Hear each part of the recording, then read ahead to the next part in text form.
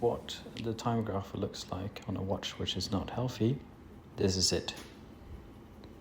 This Zenith El Primero is in dire need of some attention. So I'll start by removing the strap so I can get the case back off and not have to deal with that. For that I'm using my spring bar removing tool, and this El Primero has a snap-on case back. So for that we're going to use our case back knife.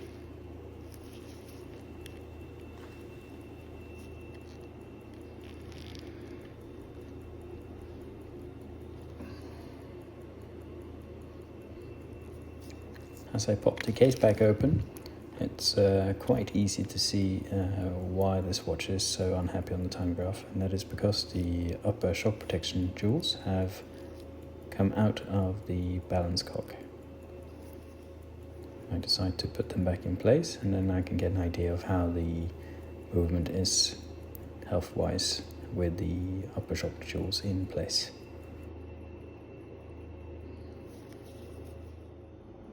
Well, considering the shock springs were out and they're back now, I'm not surprised that the movement is actually performing much better, but the amplitude is still a little bit low to my liking, and the hour recorder is not resetting where it should. So we've decided to continue the service of this watch. The calibre 420 is the manual version of the calibre 400, which many will know is the later iteration of the calibre named 3019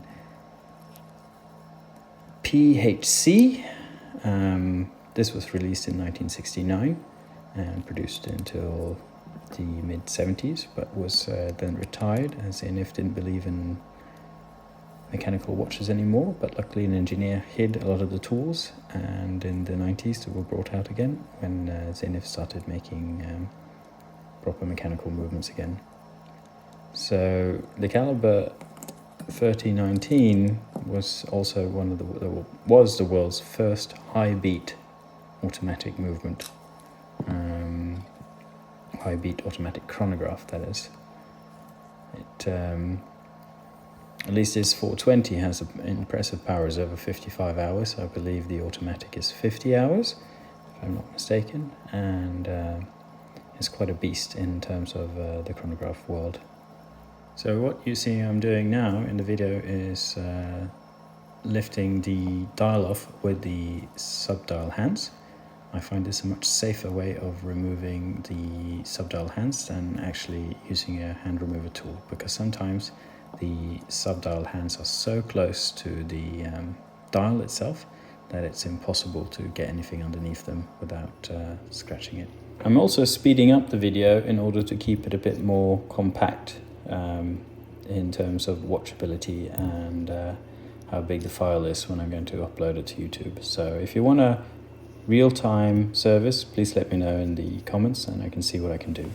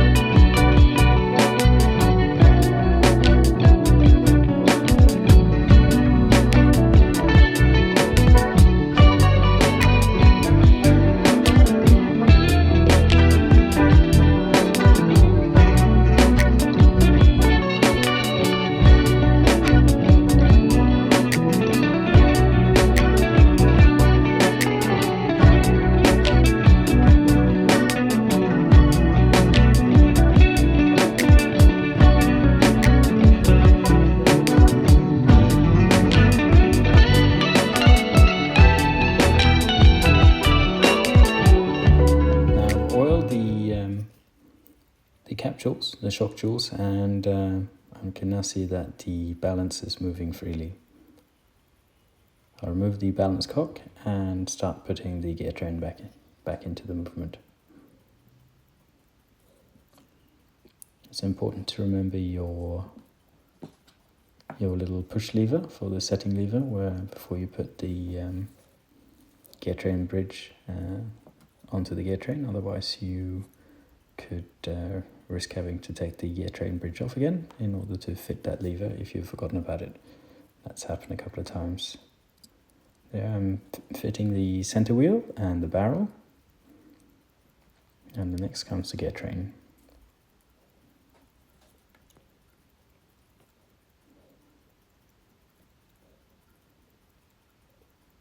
That's the fourth wheel, the third wheel,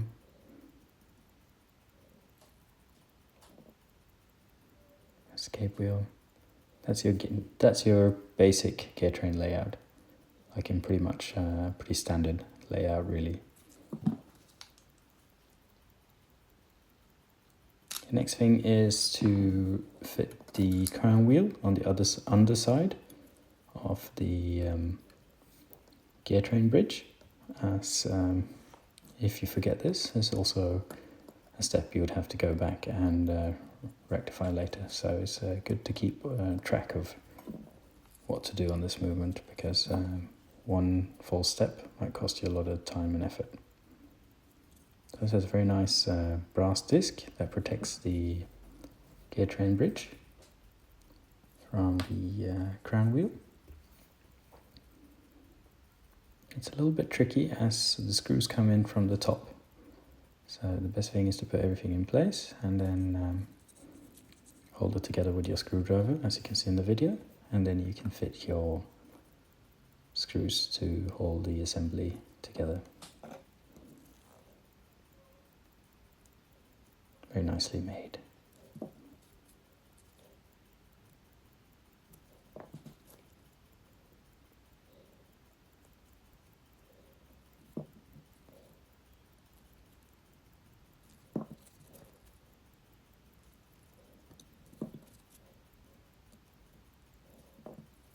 I'm using the oiler just to align the holes after I fit the first screw, and yeah, carefully does it.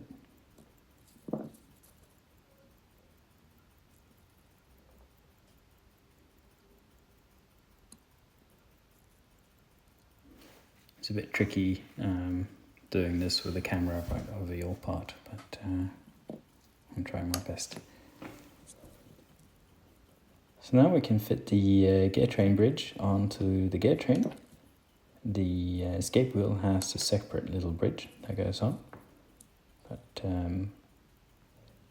to do this, I'm just going to lightly put it on now, and then I'm going to go underneath the microscope and make sure everything lines up, as I don't want to do any mistakes.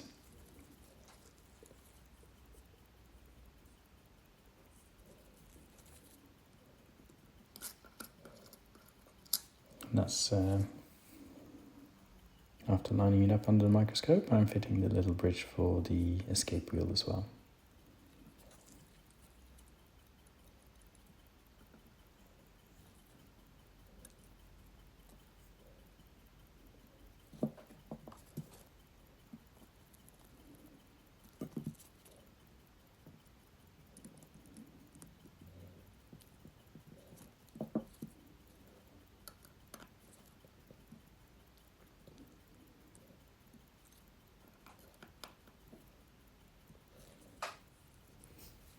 Now I'm lining up all the screws, and now I'm going to tighten them in place. Again, I've looked under the microscope, make sure every pivot is in the jewel hole, as I really don't want to tighten the bridges on top of the pivots, breaking them. It's very important to make sure everything is where it should be.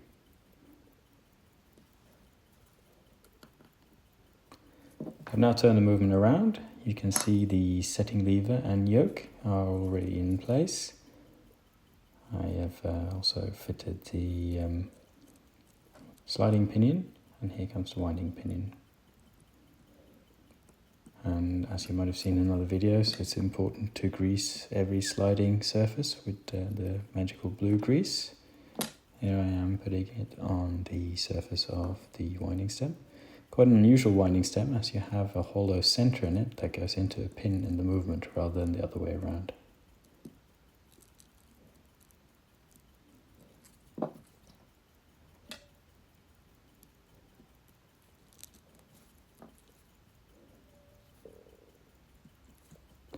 So these Zeniths, they have a bit of an unusual setting and winding mechanism that goes in several layers, and you have some, what would you call them, wigwag wheels. Here I am putting the setting lever spring in place, and you notice that I actually had to do this again later on because the spring that's attached to it is on the wrong side of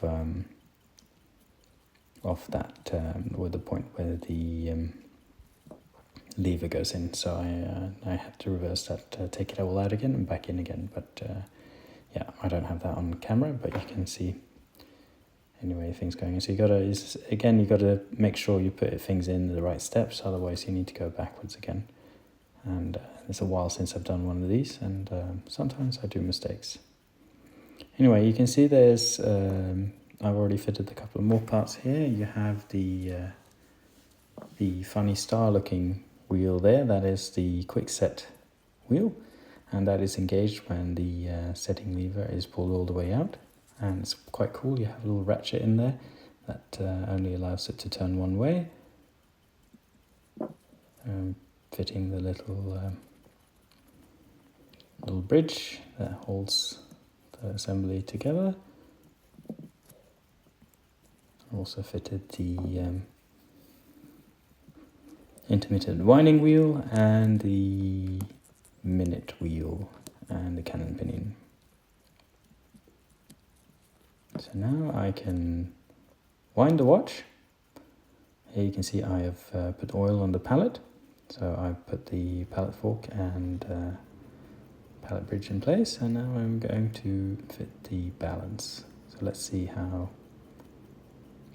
that goes. And it goes very well.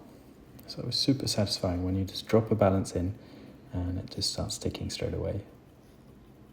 This being a high beat movement, you can see that balance is moving fairly fast.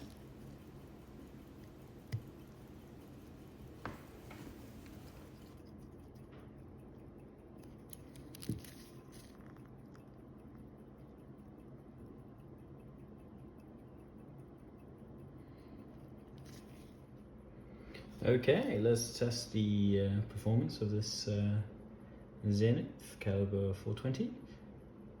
I think as a high beat movement, 263 is very much acceptable.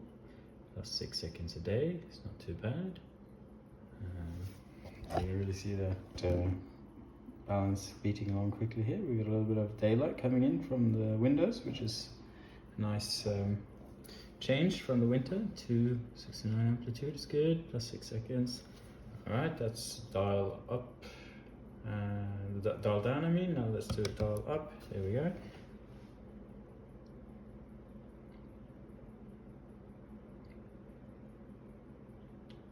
Plus 6, plus 7. Yeah. Could I say ETA-like performance here? Very nice. These Zenith movements are exceptionally accurate, so I'm not surprised. Amplitude, perfect.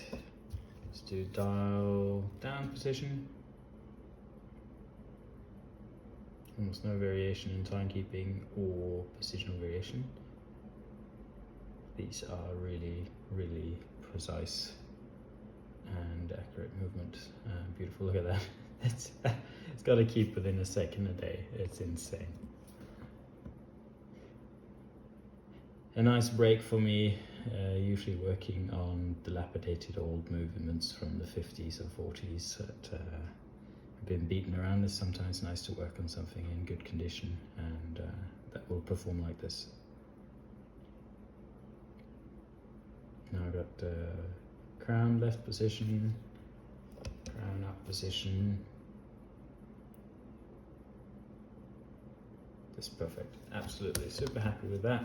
Back to dial down position, amplitude will rise, 0.1 beta error.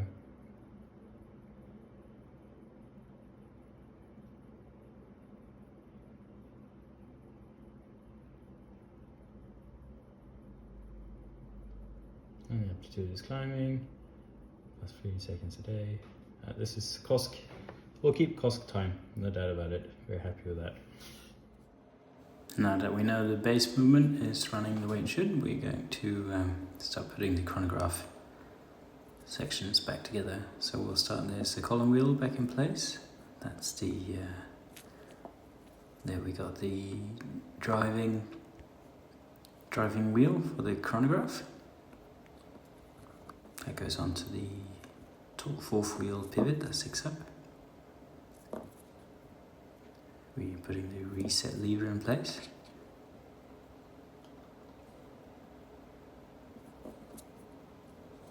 And the same as with the setting and winding mechanism, it's important to grease your sliding surfaces. There's your start-stop lever. If you notice one thing, I have put the spring in the wrong side. Next to the start-stop lever there's a little spring that's going onto the reset lever, and I put that the wrong way, so I later had to take the start-stop lever off and position that spring in the correct location.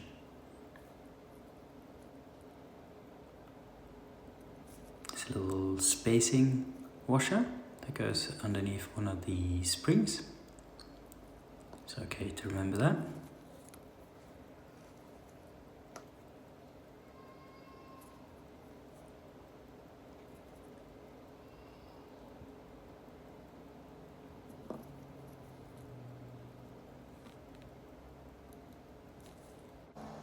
Here I'm fitting the column wheel tension spring.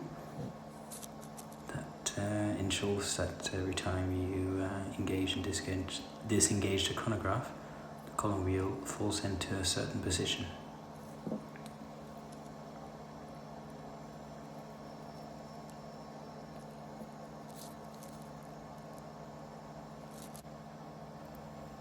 Here's the lever for the chronograph runner.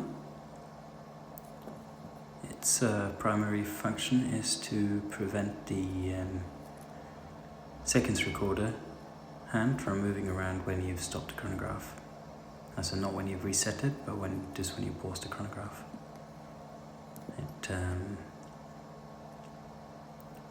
It works that when you put it in stop position, a little spring there will engage with it and push it into one of the grooves on the column wheel, allowing the other end to touch the chronograph runner. There you go, that's working as it should.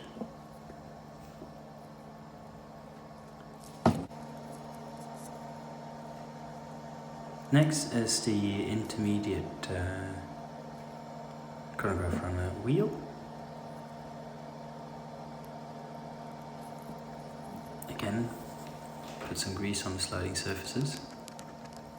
There's a step screw that holds that in place.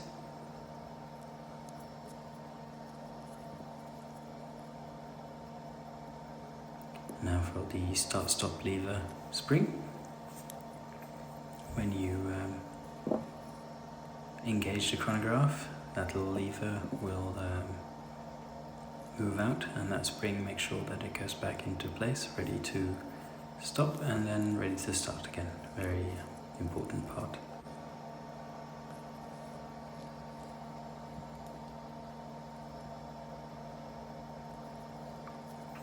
Now for the intermediate chronograph runner spring. That's important because that spring engages and makes sure that the intermediate wheel engages with your runner, and if you don't have that, then your chronograph, your seconds recorder and your minute recorder will not work. There you go, you can see it bouncing back. Now for the chronograph runner itself. That's what's going to drive the second recorder hand in the front, and there's the minute recorder hand. So you see it's got an intermediate wheel there, which I fitted in between, and that intermediate wheel there will turn one tooth every minute, and that's how you count your minutes. So the intermediate wheel will engage with a little lever underneath the runner, and when it hits the 60-second mark, it will turn and turn the minute recorder wheel. There we go, it's all coming back under the bridge, and that was the hammer I also fitted.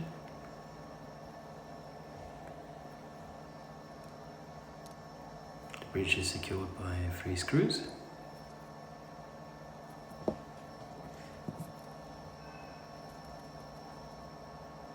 On the automatic version you will also have, you see there's actually 3 screws on the top there for the oscillating weight of the caliber 400.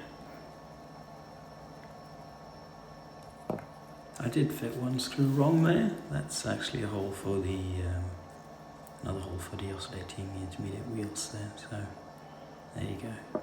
Next is the hammer reset spring. I'm a bit clumsy underneath the camera here. It's a little bit unusual way of working. So not quite in the position I'm using. Maybe that's why I'm being a bit clumsy, but we get there. As fitting a stubby little screw like that can also be a bit tricky.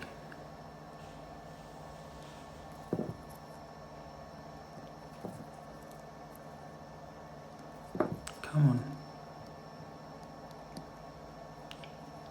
There we go. Lovely. Now the top part of the chronograph is pretty much put back together, and I might as well get started on the dial side. There's the intermediate wheels fitted for the hour recorder. Make sure that that moves freely. Next, that's the hour recorder reset hammer. Now you can see I've put that spring on the correct side. That means that I've taken the parts of the winding and setting mechanism out again to get to it. Here we go. There's an overlying screw. Grease the hammer surface. Oil the pivot hole for the hour recorder. Put that in place. On the underside there's our recorder heart, which the cam, which it resets on.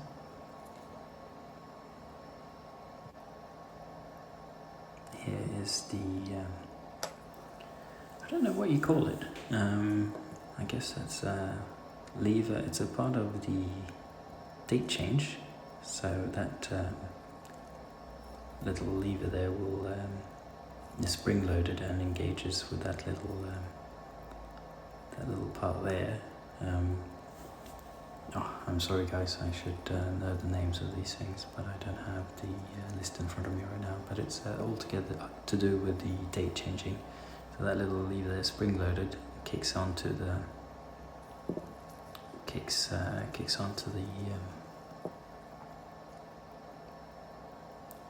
well, it lifts that little lever and pushes the date change. That's quite snappy. It's snappy date change mechanism. There you go. There's that little lever spring I was talking about that engages with the lever.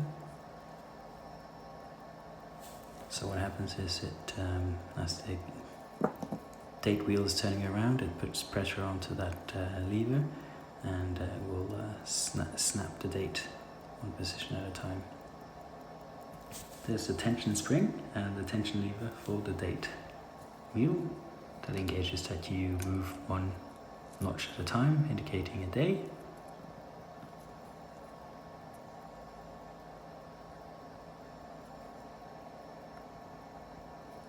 So you've got the date disc as well, and that's held in place by these little screws.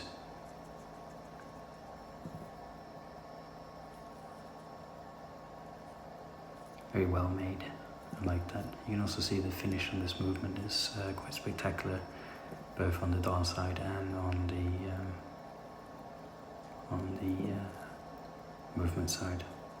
Very well made.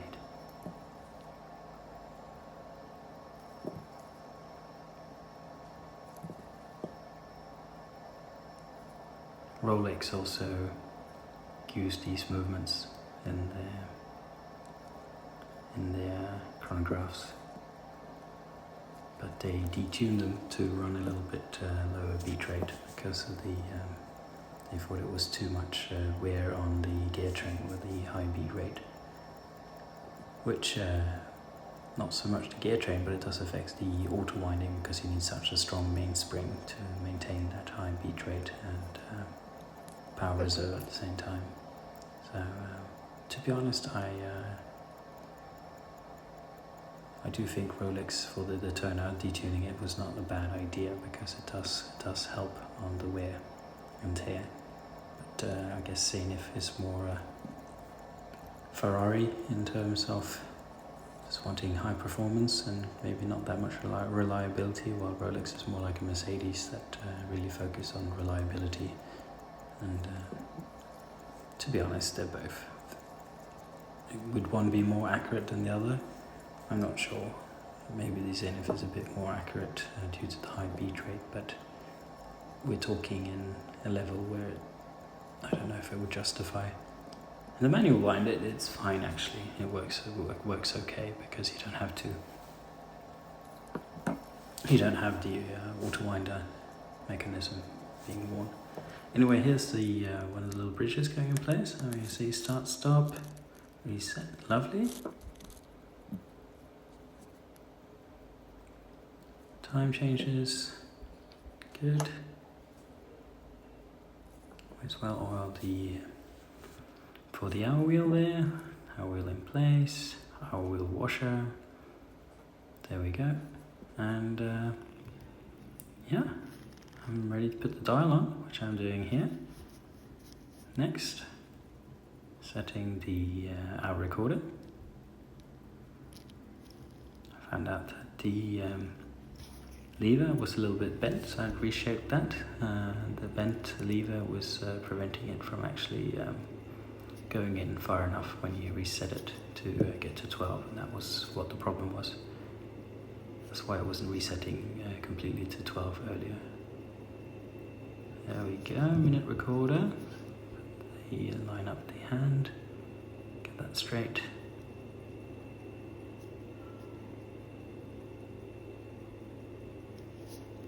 Good. Now for your sub-second hand.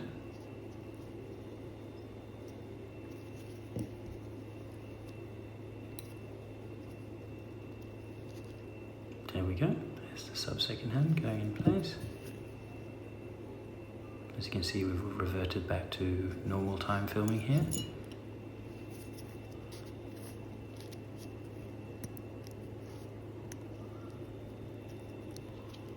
Now I've got to set the watch. So I'm going to set it to date change, and when I get to the date change, I can fit the hour hand. There we go. Very snappy. Very nice and snappy date change on this, hence the mechanism we were just talking about earlier. There's our hand. Now I adjust under the microscope to get it spot on. Next is the minute hand. And usually takes a bit of trial and error to get this just right, but I like to get date change as close to midnight as possible because it's kind of one of those things you look at if you're a nerd. Let's have a look here after a few attempts. Snap. Very nice. That is good enough for me. That's a few seconds off maybe, but close enough. Within a minute is, I would say, is acceptable. But ideally 12 o'clock is spot on, always very satisfactory. Now for the seconds recorder, make sure that hits exactly 12 o'clock as well. Again, important. It's one of my pet peeves if I have a chronograph where the sweep second doesn't hit 12 o'clock exactly. Look at that. I'm just going to blow off any dust and case it. It's a bit, you can't just put the case on top straight, you have to come in on an angle, so that's why I'm going to pick up the watch and navigate the movement into the case as such.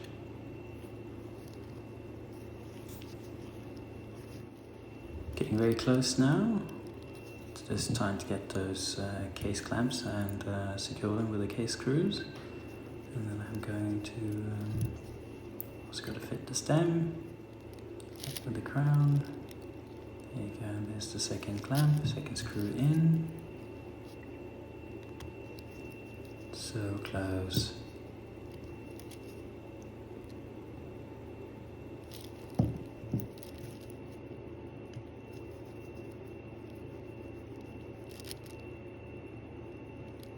And there we have it.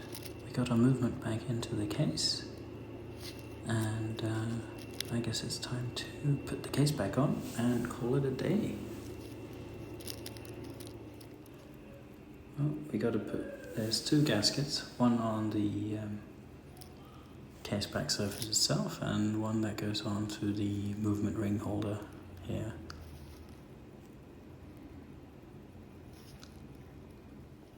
There we go. Here's the case back. We pop that on.